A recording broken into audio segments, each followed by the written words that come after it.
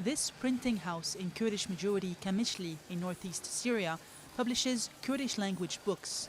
Among them, copies of the very first Western novel in Kurdish. It's the fruit of a non-profit initiative launched 2 months ago to translate international works of literature into a language effectively banned in Syria until recently. The novel, Snow, by French writer Maxence Fermin, has already gone on sale for just over $1 a copy. The opportunity arose with the country's political changes. I remember very well being jailed for 3 months in Damascus and almost expelled from university because I was carrying a book in Kurdish. Kurdish language and culture were forbidden by the Syrian authorities and the Ba'ath Party because they wanted to assimilate the Kurds and their culture. But today, the Kurds form an entity. They have their region, they have power, they have lands and rights.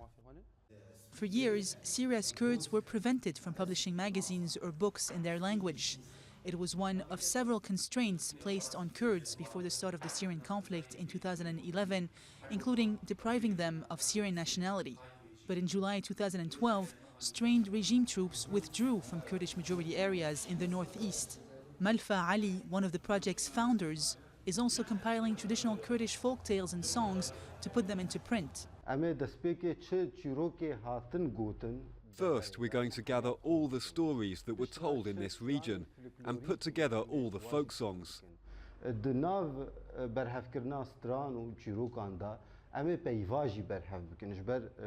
That way, we can gather vocabulary, because our language was transmitted orally and suffered as a result of being hidden.